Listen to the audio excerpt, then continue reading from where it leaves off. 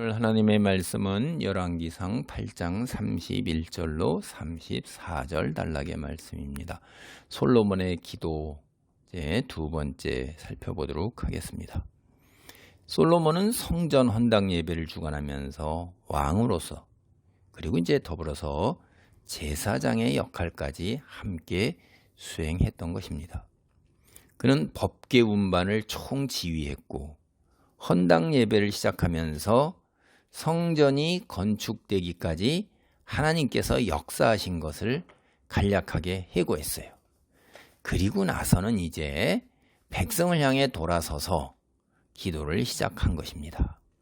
우리가 앞서 살펴본 솔로몬의 기도는 성전 건축과 다윗 언약 이 사이의 연관성에 관해서 기도했고 그리고 하나님의 성품에 대해서 기도했어요. 그리고 이제 하나님께서 성전에 머무신다는 것, 이제 달리 표현해서 하늘에 계신 하나님께서 이 예루살렘 성전에 이름을 두신다는 것이 무엇을 의미하는 것인가, 여기에 대해서 이제 기도를 했던 것입니다. 오늘 열왕기상 8장 31절로 34절 단락의 본문은 성전을 찾아오거나 혹은 이제 형편상 성전을 찾아오지 못하더라도 성전 방향을 향해 기도드리는 사람들의 기도, 이걸 들어달라는 7개의 그 간구가 있어요. 그리고 그 뒤에 이제 이 기도 전체적으로 마무리하는 그런 기도가 있는데 오늘은 이 중에서 몇 개를 살펴보도록 하겠습니다. 먼저 첫 번째 간구입니다. 열왕기상 8장 31절로 32절입니다. 만일 어떤 사람이 그 이웃에게 범죄함으로 맹세시킴을 받고 그가 와서 이 성전에 있는 주의 제단 앞에서 맹세하거든 주는 하늘에서 들으시고 행하시되 주의 종들을 심판하사 악한 자의 죄를 정하여 그 행위대로 그 머리에 돌리시고 공의로운 자를 의롭다 하사 그의 의로운 바대로 갚으시옵소서. 이스라엘의 왕으로서 이제 솔로몬의 가장 중요한 임무, 그 중에 하나가 뭐냐면 백성들의 소송을 듣고 재판하는 거예요.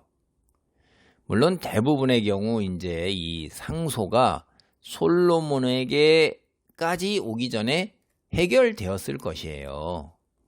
근데 이제 종종 왕에게까지 올라올 수밖에 없는 그런 경우도 있었다. 이거 우리가 이제 쉽게 상상할 수 있어요. 오늘날도 3심제도 보면 대법원에도 올라가는 재판이 있잖아요. 그렇죠? 근데 이제 가장 많은 재판은 1심에서 다 이루어지는 게 제일 많은 재판이잖아요. 그거 생각하시면 돼요. 우리가 성경을 보면 출애굽기 18장을 보면요. 이스라엘 백성이 출애굽을 한 후에 모세의 아내와 두 아들을 데리고서 그의 장인이 찾아와요. 모세 혼자서 아침부터 저녁까지 백성들의 송사를 재판하는 것을 보고 그의 장인이 모세에게 내가 하는 것이 옳지 못하도다. 필경 너와 백성 모두가 기력이 쇠하리니 일이 너무 중함이라 이렇게 조언을 합니다. 아니 백성 그 장정만 60만의 송사를 모세 혼자서 아침부터 저녁까지 그냥 해 뜬 때부터 해질 때까지 그렇게 거기서 송사하고 있는 거예요. 이게 이 참 모세의 장인이 이드로가 하나님께서 보내신 것 같다는 생각이 들어요. 참 하나님의 백성이고 하나님을 믿지 않지만은 이 참 아닌데도 불구하고 이렇게 모세에게 큰 조언을 해줍니다. 그게 이제 출애굽기 18장 19절로 22절 나옵니다. 이제 내 말을 들으라. 내가 네게 방침을 가르치리니 하나님이 너와 함께 계실지로다. 너는 하나님 앞에서 그 백성을 위하여 그 사건들을 하나님께 가져오며 그들에게 율례와 법도를 가르쳐서 마땅히 갈 길과 할 일을 그들에게 보이고 너는 또 온 백성 가운데서 능력 있는 사람들 곧 하나님을 두려워하며 진실하며 불의한 이익을 미워하는 자를 살펴서 백성 위에 세워 1000부장과 100부장과 50부장과 10부장을 삼아 그들이 때를 따라 백성을 재판하게 하라. 큰 일은 모두 내게 가져갈 것이요 작은 일은 모두 그들이 스스로 재판할 것이니 그리하면 그들이 너와 함께 담당할 것인즉 일이 내게 쉬우리라. 하나님이 하나님의 백성이 아닌 이방인을 통해서도 이렇게 역사하시는 것을 우리가 알 수가 있어요. 하나님의 말씀으로 이렇게 주신다 이 말이에요. 그건 우리가 성경 전체를 다 보면 그런 일들 신약에서도 다 알 수가 있어요. 하나님께서 모세에게 장인을 보내주신 것입니다. 그래서 이 중구난방이었잖아요. 사실 노예 생활을 하던 중구난방 제 멋대로 살던 조직 생활이 있어요. 단체 생활이 있어요. 질서가 있어요. 그런 이스라엘 백성이 이제 조직적 공동체가 되는 거예요. 10부장, 그 위에 50부장, 그 위에 100부장, 1000부장. 여러분 이거 대단한 조직이에요. 행정과 군사 이런 면에서 보면 고대 사회에서 상당히 효율적인 조직 체계를 할 수 있는 거예요, 이게. 이제 근데 여기서 가장 이 모세의 장인이 하는 이야기가 무엇보다 먼저 하나님의 말씀과 율례를 가르치라 이는 거예요. 그러니까 무엇이 옳고 그른지 기준을 먼저 그들도 알고 있고 그 기준을 해석하고 적용하는 일, 그걸 너 혼자 하지 말라는 거죠. 전제는 하나님의 말씀과 율례를 가르치는 일이 근본이다 이 말이에요. 그리고 하나님 말씀에 근거해서 이제 작은 일은 10부장이 판단해서 또 안 되면 50부장, 100부장, 1000부장까지 그들이 스스로 재판하게 하라 이 말이에요. 그리고 자기들이 도저히 감당하기 어려운 그 큰 일들, 그거를 모세에게 가져오게 하는 거예요. 그게 26절에 나오잖아요. 여기서 우리는 큰 진리를 깨달을 수 있어요. 공동체, 우리 교회 공동체, 가정 공동체, 하나님께서 우리에게 주신 공동체입니다. 귀한 거예요. 서로 짐을 나눠줘야 한다는 걸 여기서 우리는 깨닫게 되세요. 신약 성경에 보면 우리를 갖다가 공동체를 지체에 비유하고 있어요. 우리 지체. 지체가 뭐예요? 눈, 귀, 코, 입, 손, 발 등등 다 우리 지체에서 각자 짐을 나눠지고 역할과 기능이 다르잖아요. 모두가 각기 다 제 할 일을 하는 거예요. 어느 한 기관이나 소수의 몇 사람이 대부분의 일을 도맡아 하지 않아요. 근데 교회에서 여러 가지 중책을 홀로 감당하는 직분자들이 있어요. 이거 성경적이지 않은 겁니다. 스스로도 짐이 중에서 본인은 물론 본인도 본인의 생활을 온전하게 다 하지 못하게 되고 사회로부터 고립되고 소외되기 쉽고, 그리고 본인의 가정조차 제대로 돌보기가 어려운 거예요. 본인의 가족들과 함께 어울려 보내는 시간이 교회에 왔을 때조차 또 못 갖는 거예요. 그게 다른 사람들이 봉사하고 성장할 기회, 그것도 또한 본인이 다 가로채고 막고 있는 형상이 되는 겁니다. 이게 하나님께서 우리에게 주신 가정과 교회 공동체, 굉장히 거룩함을 유지하면서 빛으로 세상에 하나님의 살아계심을 드러내야 되는 거예요.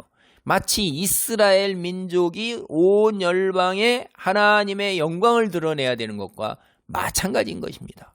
그러니까 우리 모두가 공동체의 거룩함과 건강함을 위해서는 짐을 나누어져야 되는 거예요.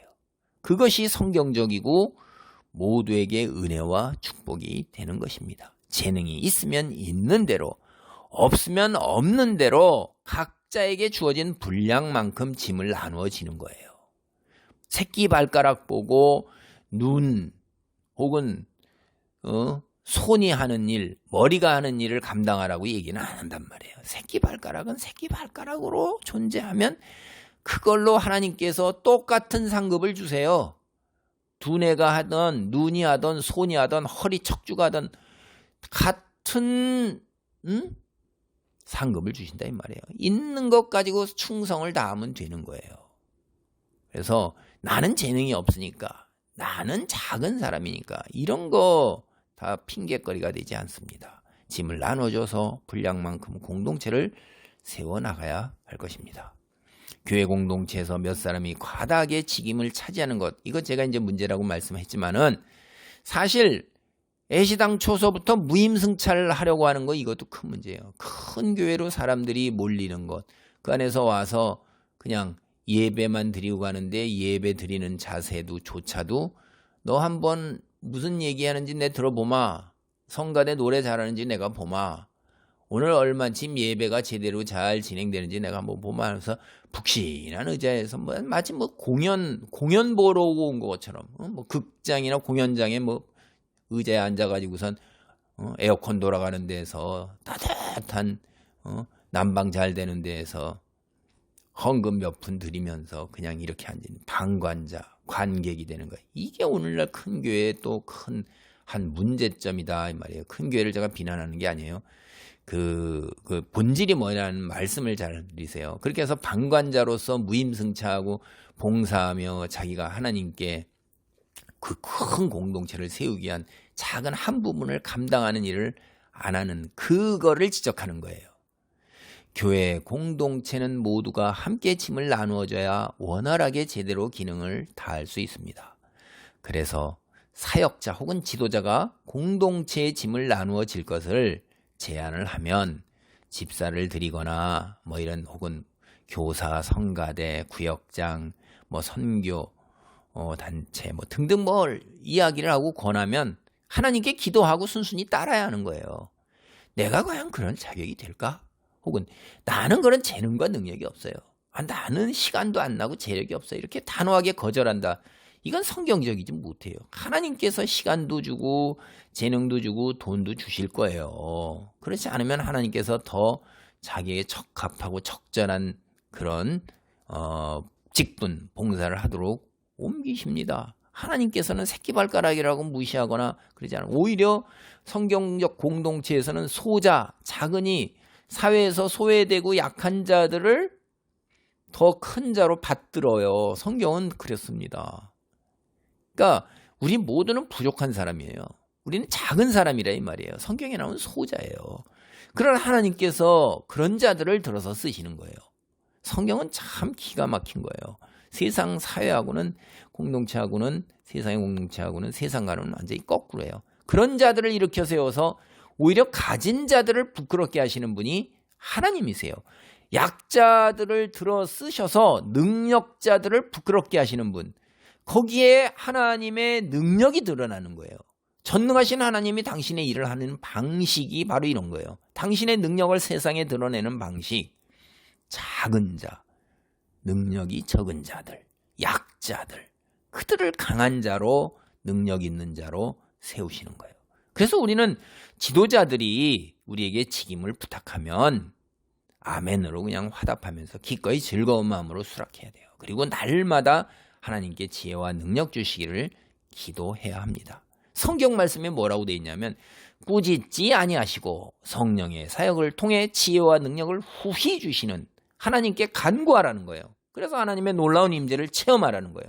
그러니까 이런 공동체 안에서 내가 맡은 일을 충성할 때 그리고 하나님께 지혜를 간구할 때 놀라운 기적이 나의 삶에서 일어날 것입니다. 그리고 그것을 내가 두 눈과 온몸으로 경험하고 똑똑하게 보는 기회가 될 것입니다.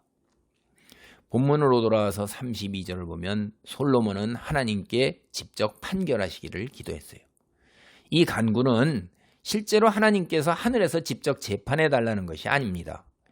하나님께서 지금까지 성전 이전에 성막의 제단을 인정하셨던 것처럼 거기에 하나님께서 임재하시면서 속죄 다 하셨잖아요. 지성소에. 예루살렘 성전의 제단도 인정해 주시옵소서 그런 바람을 기도하는 거예요. 앞서 모세를 방문한 장인, 모세에게 백성들의 송사를 하나님께 가져오는 것으로 이야기하잖아요. 그렇죠? 하나님 앞으로 송사를 가져와라. 성경을 보면요. 훗날 예루살렘 성전에는 백성들의 상소에 하나님의 판결을 대언하는 선지자들이 상주해요. 이제 성전에. 그래서 하나님 앞으로 상소를 가져와서 선지자들이 대언을 하는 겁니다. 하나님께 기도하고.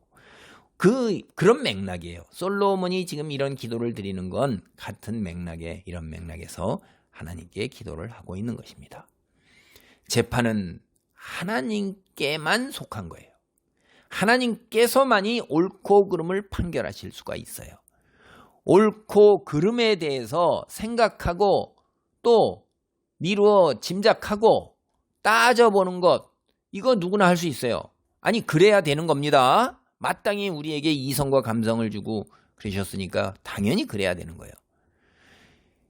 근데 여기에 굉장히 조심해야 될 게 있어요. 우리가 이성과 감성을 활용을 해서 사고하고 추론하고 짐작하고 옳고 그름 선악에 관해서 나름대로 판단하고 생각할 수는 있어요.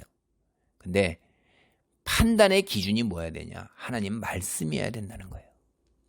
근데 이제 이 말세의 징조에 다 자기중심적이 되고 하나님보다 자기를 더 사랑해요. 그러니까 오늘날 보세요. 우리 주변에 너나 할 것 없이 모두가 다 자기중심적이에요. 자기 판단의 기준은 자기 유익이에요. 하나님 말씀으로 선악, 윤리적 기준, 도덕 기준, 공동체에서 법 이런 거 기준 아니에요. 지금 말로는 겉으로 허위의식으로 이중적으로 위선적으로 그런 것들을 이야기하지만은 실제는 자기 유익이 기준이에요. 이미 이거는요, 제가 읽은 책들이나 보면 1930년대 미국에서 교회에서는 다 그렇게 얘기하고 학교에서도 그렇게 얘기하고 가정에서도 그렇게 얘기하고 심지어 매스미디어, 라디오나 텔레비전 같은 데서 매스미디어에서 신문에서도 그렇게 얘기하는데 현실에서 다 선택은 다 자기 유익이라 이게 돈이에요. 미국의 그 이중적이다라는 자본주의의 비판에 이런 거는데 오늘날 우리 사회, 우리 공동체가 다 그 모양이에요. 죄송합니다. 다 보면 너무나 실망해요. 특히 우리 지도자권, 정치권 이런 사람들 보면 막 입으로는 그 기준을 남에게는 막 갖다 대요. 그런데 자기가 딱 올라서면 면제예요. 근데 자기가 딱 정권이 바뀌어서 올라서면 또 똑같은 건데 그런다 이 말이에요. 야, 이게 기가 막힌 거예요. 완전히 분열됩니다. 분열. 정신이 분열되는 거예요. 기준이 오락가락하니까. 하나님의 정의와 공의에 따라 판단하지 않는 것이 말세의 징조입니다. 하나님의 때가 멀지 않은 거예요. 이제 다. 오로지 하나님의 말씀에 순종하는 하나님의 사람들만이 하나님을 경외하며 하나님 말씀을 기준으로 생각하고 판단하는 거예요. 근데 제가 여기서 판단이라고 그랬어요. 재판이라고 그러질 않았어요. 하나님의 사람, 달리 말해 하나님의 백성, 하나님이 세우신 하나님께 속한 자녀라 할지라도 우리 교회에 다닌단 말이에요. 성도라 할지라도 판결해서는 안 되는 거예요. 판단까지는 할 수 있어요. 그럼 입 다물고 고까지 되겠다. 입으로 내세우면서 판결하게 되면요. 여러분은 스스로가 하나님의 자리에 올라선 거예요. 판결은 하나님께 속한 거예요. 누구나 판결을 내릴 수가 없는 겁니다. 오직 하나님께서 이 땅에서는 세우신 사람, 왕, 제사장, 선지자만이 판결을 할 수가 있는 거예요. 오늘날 하나님께서는 세상 질서를 위해서 우리에게 정부를 주셨어요. 그래서 그 허락하신 정부가 이 일 판결을 대신하고 있어요. 그런다. 반드시 왕이나 제사장이나 선지자에게 그들이 행한 판결에 대해 하나님이 엄하게 책임을 물으시는 것처럼 이 세상 질서를 위해 세우신 정부에서 판결을 내리는 사람들에게 하나님의 말씀을 기준으로 해야 하나님께서 엄청나게 엄하게 물으실 것입니다. 책임을. 그래서 여호와의 날에 재판관들은 자신이 행한 대로 하나님의 심판과 판결에 따른 상급이나 혹은 무서운 처형이 있을 것입니다. 창세기 우리가 2장 3장을 보면요. 하나님께서 아담에게 선악과 비유에 대해 말씀하시는 내용이 나와요. 이에 대한 내용을 우리가 비유로 이해해야 돼요. 이게 문자적으로 그대로 이해하기는 굉장히 어렵습니다. 성경에 문자적으로 그대로 이해한다고 자꾸 생각하는 사람들도 있어요. 한 일부 어떤 교파들은. 그러면 팔 찍어내고 눈 빼내고 발 잘라야 돼요. 진짜 그렇게 하실래요? 그걸 얘기하는 게 아니잖아요. 그런 비유라는 거예요. 상당히 그런 비유들이 굉장히 많습니다. 여기도 문자 그대로 보면 무슨 나무의 열매를 따먹은 것처럼 그대로 묘사하고 있는 것인데 정말로 그런 거라기보다는 이제 비유로 보는 것이 저는 훨씬 더 바른 이해라고 생각해요. 창세기 2장 16절로 17절입니다.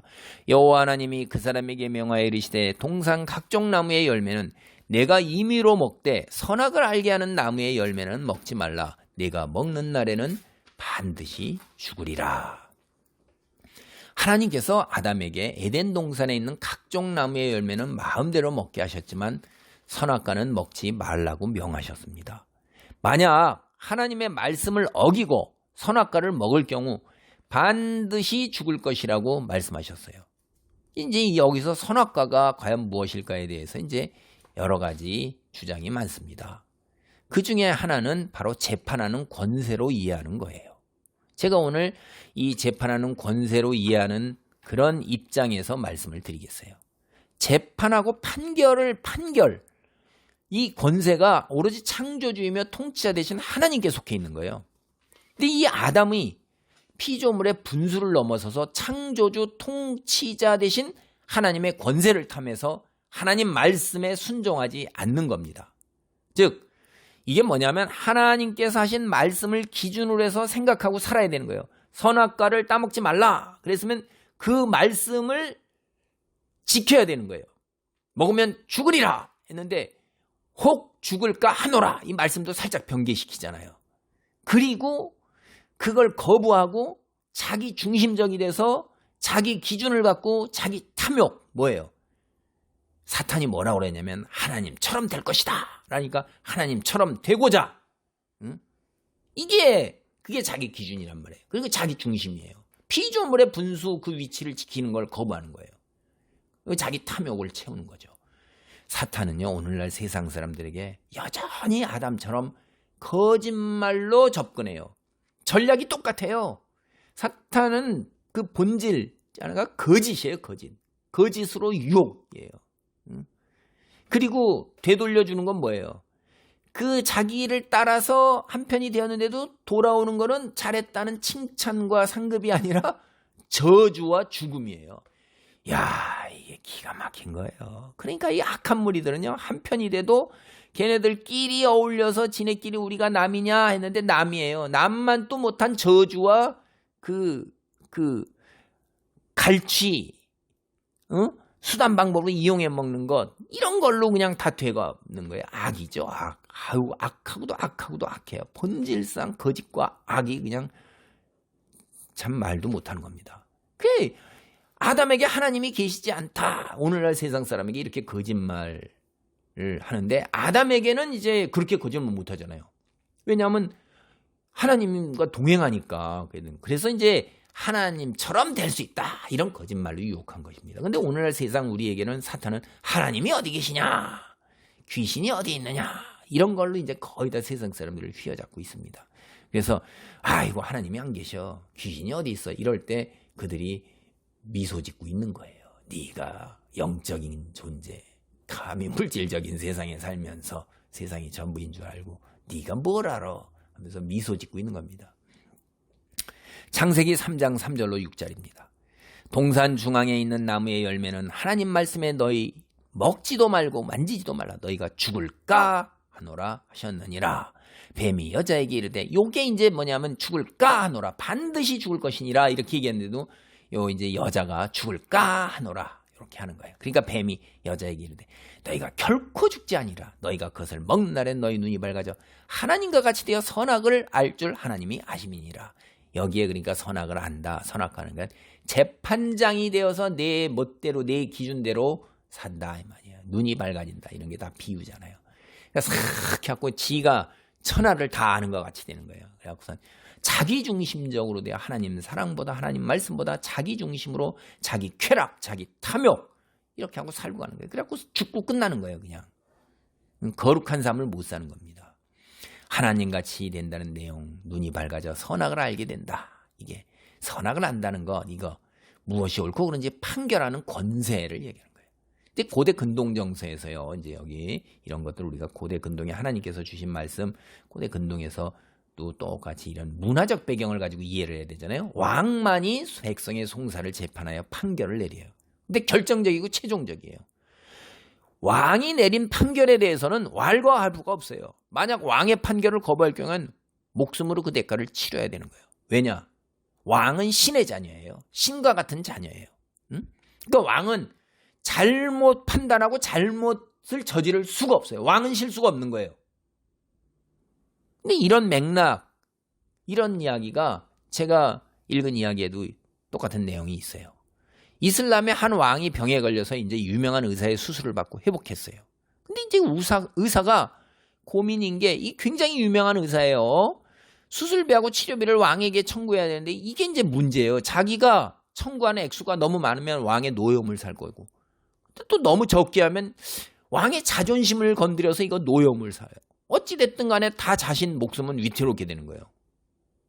왕의 판단은 오류가 없는 거기 때문에 실수가 없단 말이에요. 근데 의사는 이제 현명하게 자기가 처신한 게 뭐냐면 그 정서상 왕의 결정과 판단이 오류가 없고 실수가 없는 것이 그냥 다 수용되는 건 최종적인 것 말이에요. 그러한 내용을 편지로 잘 써가지고 그러므로 왕이 내리신 결정은 판단은 오류가 없고 절대적인 것이므로 제가 백지 청구서를 드리오니 왕이 주시옵소서 이렇게 한 거예요. 그래서 그걸 딱 받아보고 왕이 빙그레 웃으면서 자기가 적절하다고 생각하는 가격을 싹 써서 줬어요. 이제 이걸 받아본 의사가 자신의 명성을 고려할 때 왕의 치료 비용으로 또 왕 같은 신분에 있는 사람의 치료 비용으로 자신의 생각에도 이제 흡족한 액수가 되었다. 이렇게 이제 처신을 해서 생명을 구했다는 거예요. 왕의 당대의 판단과 결정은 신처럼 오류가 없는 것으로 간주되었기에 의사는 이렇게 처신했던 것입니다. 이게 얼마나 적이 되면 이런 이야기가 나오겠어요. 제가 말씀드리는 본질이 뭐죠? 무엇이 옳고 그른지를 판결하는 권세가 이게 신이라 이거예요. 신. 근데 우리 모두가 다 알죠. 인간은 전지전능하지 못해요. 그러니까 판단과 결정에 오류가 있을 수밖에 없어요.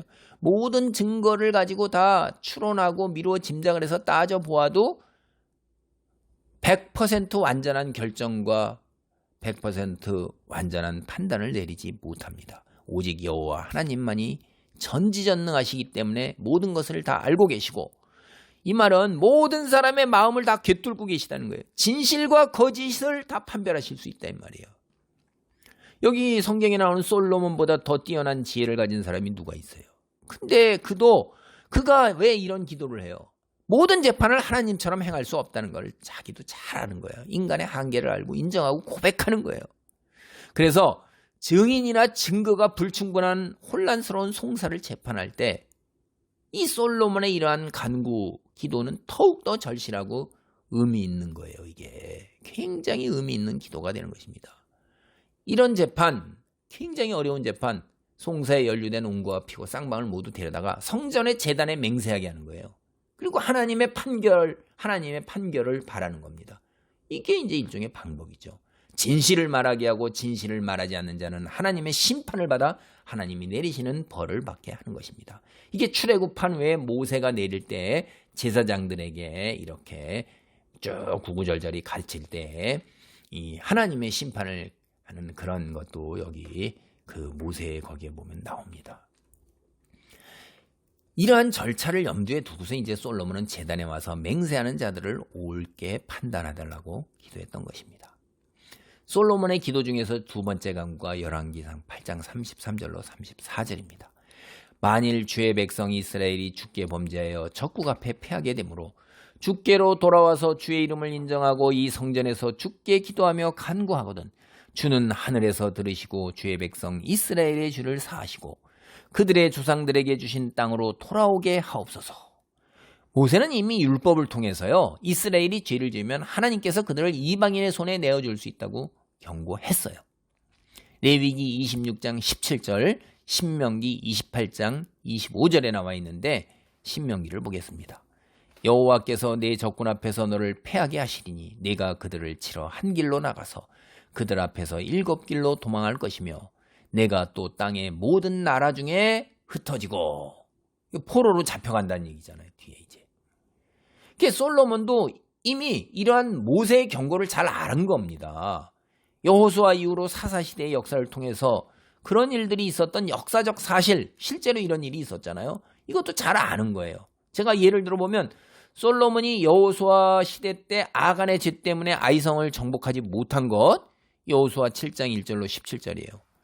사사 시대 때 끊임없는 패배, 엘리 제사장 시대 때 이스라엘이 블레셋에게 수모를 당한 것. 이건 이제 사무엘상 4장 1절로 11절.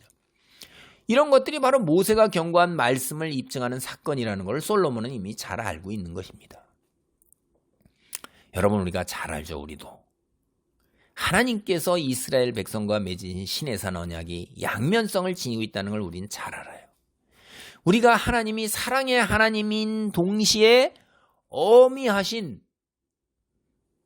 경외해야 할, 두려워해야 할 심판의 하나님이라는 것 우리 알아요. 그저 사랑과 은혜와 축복의 한 면만을 지닌 하나님이 아니세요. 말씀에 순종하여 경건하게 살면 많은 복을 내려주시지만 불순종하여 말씀을 따르지 않으면, 제가 달리 표현하면 악하게 살면, 제 기준으로 제가 하나님이 되어 살면 사탄의 종이 되는 거죠.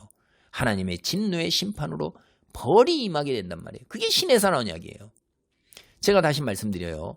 하나님께서는 이스라엘이 하나님 말씀에 잘 순종하면 큰 축복을 내리시지만 불순종할 경우에는 징계를 내리셔요. 솔로몬이 기도하는 내용은 만일 이스라엘이 하나님께 불순종한 결과로 이방인과의 전쟁에서 패하게 되면 그 패배가 자신들의 불순종으로 인한 것이라는 것을 깨닫고, 그리고 회개할 수 있도록 도와주시옵소서. 그리고 그렇게 회개할 때 용서해 주시옵소서. 그걸 기도하는 거예요. 당연히 모든 전쟁이 하나님의 징계에 이루어지는 게 아니죠. 일부 전쟁만 하나님께서 하나님의 백성을 벌하기 위해 행하신 것이다라는 거예요. 여기서는 솔로몬은 근데 그런 일이 있을 때 백성들이 속히 자신들의 죄를 깨닫고 하나님 앞에 나와서 회개하게 도와달라는 것, 그리고 용서해 달라는 것, 그거를 기도하는 거예요. 우리는 성경을 통해 솔로몬이 간구하는 내용이 의미하는 바를 이해할 수 있습니다. 이스라엘은 출애굽 때부터 출애굽하자마자, 그리고 시내산 언약을 맺자마자 즉시로, 그리고 또 광야에서 하나님께 벌을 받으면서도 40년 동안 불순종했던 경력, 그거 있잖아요. 그리고 여호수아의 인도로 가나안 정복을 시작하러 나서면서도, 그리고 가나안 정복 이후 사사시대 내내 이스라엘은 하나님께 불순종하는 일이 끊이지 않았어요. 그래서 이제 솔로몬이 자기가 되돌아볼 때, 과거 역사를 되돌아볼 때 장차 앞으로 이스라엘이 과거와 같이 하나님께 불순종할 가능성이 있다고 예상했던 거예요. 그리고 미리 이에 대비해서 하나님께 간구를 올렸던 것입니다. 오늘날 우리는 하나님께서 선포하신 언약의 양면성을 자각해야 합니다. 어떤 분은 자꾸 구약의 하나님은 심판의 하나님이시고 신약의 하나님은 사랑의 하나님이시라고 말하는데, 그분이 잘못 이해하시는 거예요. 제가 자꾸 거듭 얘기하면 자꾸 그렇게 생각하고 그렇게 말을 갖다 붙이는 건 자기가 그렇게 생각할 수 있지만 제대로 이해한 게 아니라는 거죠. 하나님에 관해 잘못 알고 계시는 거예요. 하나님은 언제나 사랑과 심판의 하나님이세요. 양면의 하나님이셨지 구약에서도 똑같아요. 구약에서 하나님이 이스라엘 향해 자비와 은혜와 노하기를 더디하시고 인자와 진실을 풍성하신 하나님의 그 모습을 얼마나 많이 보여요. 만약 하나님이 이스라엘 불순종한 그 즉시 심판하셨으면 어마어마하게 심판하셨을 거예요. 근데 보세요. 얼마나 참고 기다리세요. 심지어 오늘날까지 이스라엘이 존재할지도 못할지도 몰라요. 그런 정도로인데도 하나님께서는 시내산 언약 이후로 이스라엘이 멸망할 때까지 얼마나 오랜 기간 동안 참으셨어요. 북이스라엘을 예수님 오시기 780여 년 전, 또 남유다 왕국 예수님 오시기 520여 년 앞뒤로, 정확한 연대 1, 2년씩 차이 나기 때문에 제가 이렇게 520여 년, 780여 년 이런 정도 얘기합니다. 그때까지 참고 기다리신 거예요.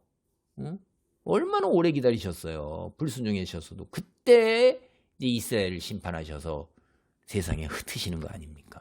아유, 오늘날 하나님께서는 여전히 사랑과 심판의 하나님이세요. 말씀 안에 머물며 순종하는 하나님의 자녀에게는 하나님의 사랑이 넘쳐나지만, 축복이 넘쳐나고 은혜가 넘쳐나지만, 하나님의 자녀라 할지라도 하나님 말씀에 순종하지 않을 경우 엄한 심판과 징계가 있는 거예요.